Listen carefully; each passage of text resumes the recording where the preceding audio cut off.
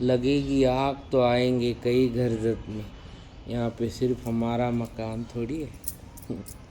जय भीम. काय मग दुकानदार दादा, बरं वाटतंय ना साहेबांनी आता तुमचं बी बँड वाजवलाय काल स्टेटमेंट देऊन, नाही का.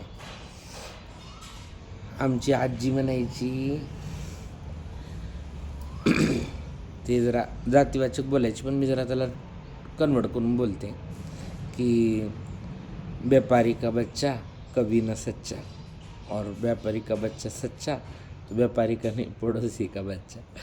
तर भैया ये तो किसी को नहीं छोड़ेगा, सबके नंबर आएंगे. मागच्या 10 वर्षामध्ये लई ढोल वाजवित होते व्यापारी मंडळ. नाही बाई, लय भारी काम करायला आहे आमचं दादाचं लय भारी. पेट्रोल 500 झालं तरी घेऊ आम्ही, 2000 झालं तरी घेऊ आम्ही. घ्या. आता साहेबांनी सांगितलं वर्षभर सोनं घेऊ नका.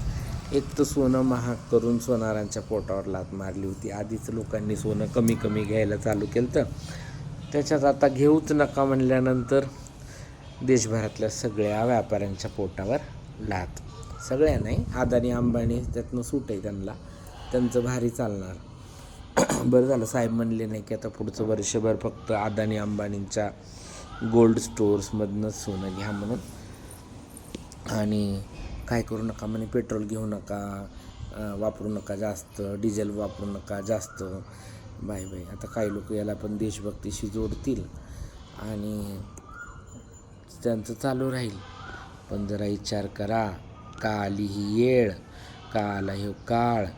भाऊ, ये दादा कोणाचा सक्का नाही, सगळ्याचे नंबर लावणार लाईनीनं.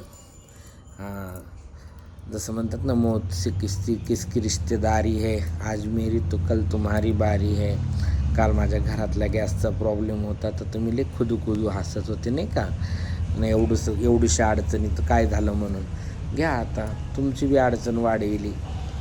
सोनं खरेदीच करू नका. असंही काही ठेवलं नव्हतं, इकत घ्याय पुरतं मला, पण जे किडूक घेत होतं ती बी आता घेणार नाही है ना, कारण की भक्तांची संख्या कमी नाही. तसं तुमच्या व्यापारावर परिणाम तर होणारच. बरं, आता तुम्ही पण आमच्या बरोबरीनं चला. सोनार दादा जागे व्हा आता तरी. व्यापारी मंडळ सगळ्यांच्या व्यापाऱ्यांचे नंबर लागणार आहेत बरं का. साहेब कोणाला सोडित नसते, साहेब सगळ्यांची सुट्टी करणार. ज्या दिवशी या देशातली शेवटची चिंधी ऐकतील त्याच दिवशी त्यांच्या जीवाला चैन भेटेल. आणि तेव्हा हे ट्रान्सफर झालेले असतील दुसरीकडं. काय तेव्हा हे ट्रान्सफर झालेले असतील दुसरीकडं, तुमचं सगळं इकून काही नाही ठेवलं यांनी. हजारो लाखो करोडो च्या रुपये कर्जाने भारत देश डुबून टाकला पार. तुम्हाला जाग येईन, कारण की तुम्ही आंधळे झाले, तुमच्या डोळ्यात बुकणी पडली, बुकणी. तुम्हाला कळण झाले, धर्मांध झालाय तुम्ही. देशापेक्षा तुम्हाला बाकीच्या गोष्टी महत्त्वाच्या वाटायला लागल्यात. कुठं म्हणून कुठं मैत्री ठेवली नाही. तो अमेरिका खेटराजवळ बशीना, तो इराक यांच्याशी नीट वागना, ना चायनाशी यांचं चांगलं आहे, ना नेपाळसारखं एवढंसं लेकरू यांना डोळे दाखवायले. बांगलादेशसारखे लोक यांना डोळे वटारून बघायलेत. कुठं चांगलं नाही ठेवलं यांनी. जरा सावध व्हा.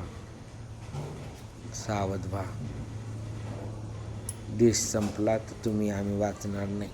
तुमचे आमचे मतभेद जागच्या जागी राहतील. मग नंतर भुकेच्या प्रश्नावर लढावं लागेल. इंग्रजाच्या काळांमध्ये जसे एक झालं तसं एक व्हावं लागेल. मग सावधान व्हा.